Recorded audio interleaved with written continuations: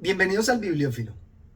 En esta oportunidad les traigo un bestseller bastante interesante con una historia que atrapa y envuelve desde distintas perspectivas. Me gusta incluso cómo destaca la vocación, esa pasión irrefrenable por la realización de una actividad, de un oficio. Las enfermedades sobre las que no sé nada o de las que sé menos que quienes las padecen. Los males que aparecen como salidos de la nada y desafían toda explicación razonable, todo tratamiento. Ay, Mari, ¿es tan poco lo que sé? En realidad no sé nada, pero soy el único al que pueden acudir los pacientes. Aquí nos presenta la tragedia del médico, aquel que se desvive por sanar a los enfermos, pero no tiene muchas herramientas. Se trata de la obra El médico de Noah Gordon.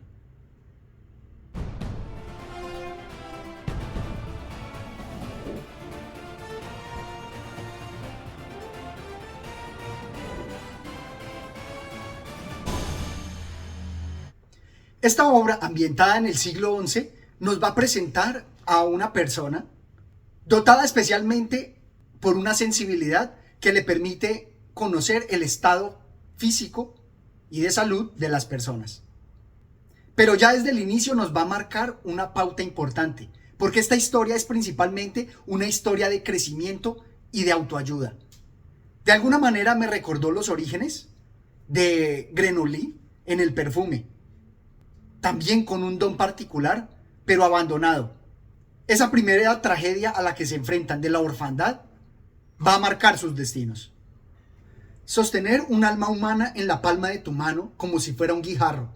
Sentir que a alguien se le escapa la vida, pero que con tus actos puedes devolvérsela. Ni siquiera un rey tiene tanto poder. Selectos. ¿Podría aprender más?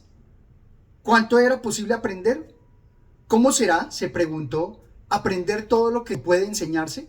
Por primera vez reconoció el deseo de hacerse médico.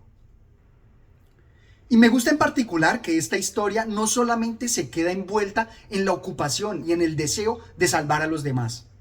También nos muestra ese deseo irrefrenable por el conocimiento, pero no como algo automático y que se da de forma tranquila, sino que es una historia de crecimiento personal donde nos va a mostrar que el personaje también se tiene que sacrificar. Tanto así que la historia también es una historia de aventuras, así como la del Lazarillo de Tormes, donde también se van a ver esos elementos que le van a permitir al personaje aprender cosas nuevas.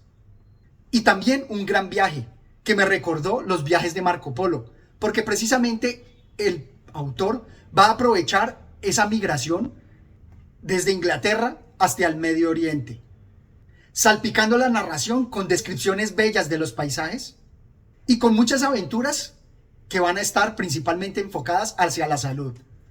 Y veremos que esos elementos son los que nos hacen principalmente humanos, porque ¿qué humano no se ha enfrentado a diferentes enfermedades? Adicional, me gusta la profundidad histórica que nos presenta, ya que va a relatar sobre las enfermedades que se conocían en esa época y la forma de contenerlas, de mitigarlas. Porque para ser Hakim hay que ganárselo. Si lo deseas, debes castigarte a ti mismo en beneficio del aprendizaje, buscar las ventajas que reporta alcanzar el nivel de los otros aprendices y sobrepasarlos. Tienes que estudiar con el fervor de los bendecidos o de los condenados. Esta historia por la búsqueda del conocimiento realmente es muy inspiradora. Pensaría que para cualquier persona debería ser esta una obra que lo invita a hacerse mejor, no solamente buscando el conocimiento de los médicos, porque aquí de forma muy inteligente Noah Gordon nos habla del ser humano desde una forma integral, tal como el sabio Avicena o Ibsina ve la concepción del hombre, no solamente desde lo físico, sino también lo religioso, lo espiritual. Y me gusta porque su perspectiva muestra la integralidad del ser humano, tal como lo presentaba Herbert Marcuse en El hombre unidimensional. Aprovecha la cultura de la Edad Media, del florecimiento que había en Oriente, para remarcar que el ser humano no es solamente una ocupación, algo que vemos con la hiperespecialización que se ha dado en la actualidad y también con la influencia del capitalismo. Aquí nos presenta esa perspectiva contraria. Dice así: pero sin duda la medicina es algo más que un negocio, objetó Rob suavemente. Es algo menos que un negocio, le contradijo Hun, dados los honorarios bajos que se perciben y con cretinos recién llegados que se instalan en Londres. ¿Cómo decís y cómo interpretáis eso de que es algo más que un negocio? Es una vocación, maestro Hun, igual que se dice que algunos hombres reciben la divina llamada de la iglesia.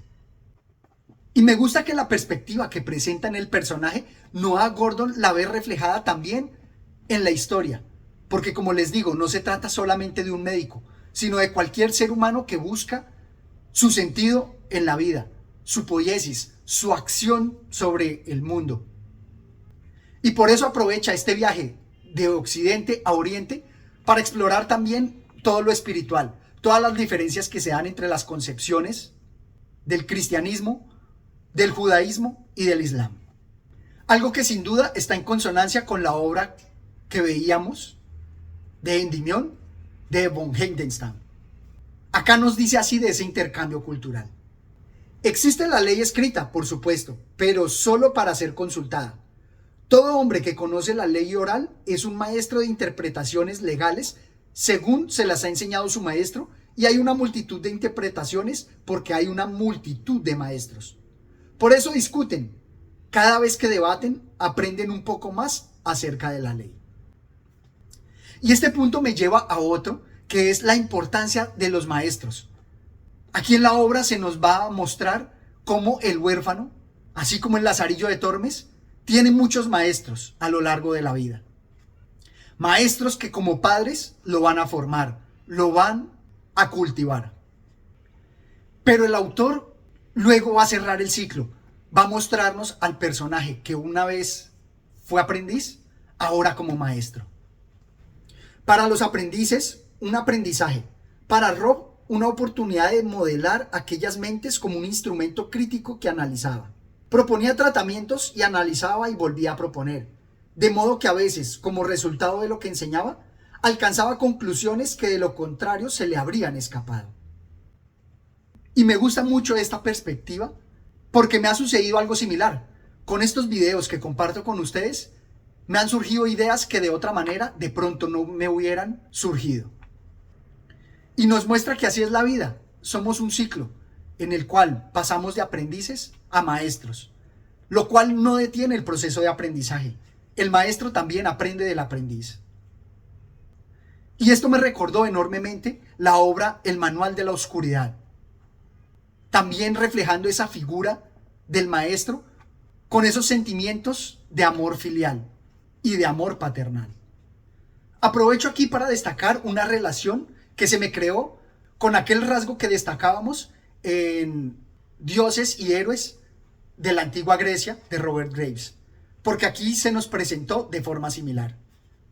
Nos dice así: ¿por qué el único momento fugaz de la historia en que los médicos abrieron seres humanos fue el de los griegos? Porque ellos no tenían la ventaja de un solo Dios fuerte que les prohibiera profanar la obra de su creación. Contaban en cambio con un hato de fornicadores, ese puñado de dioses y diosas débiles y pendencieros. El bibliotecario escupió pepitas de dátiles en su palma ahuecada y sonrió dulcemente.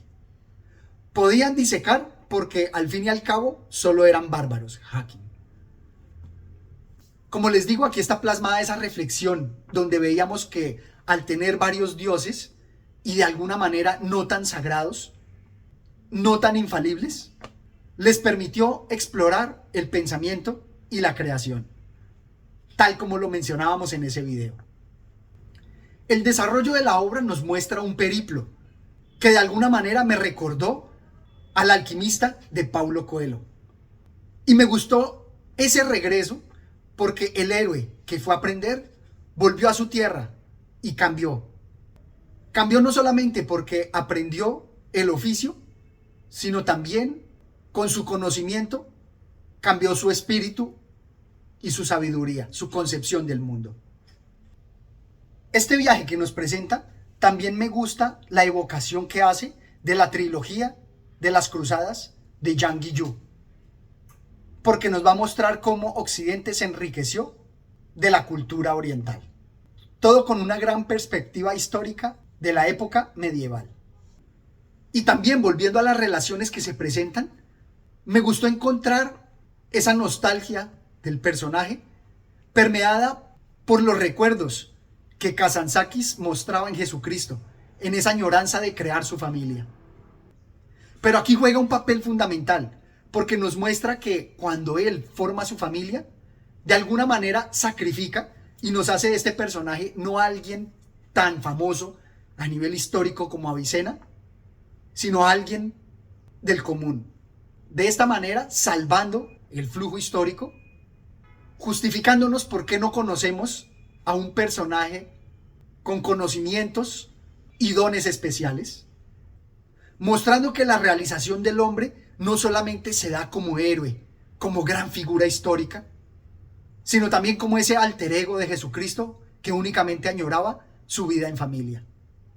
Y por eso también está relacionado con la vida y obra de Søren Kierkegaard, tal como lo vimos en el video de Kazantzakis, o incluso en Pepita Jiménez de Juan Valera, donde el hombre tiene el dilema entre seguir su vocación o también abrazar la parte biológica y de familia que también resulta fundamental. Ese dilema entre la vocación y la familia.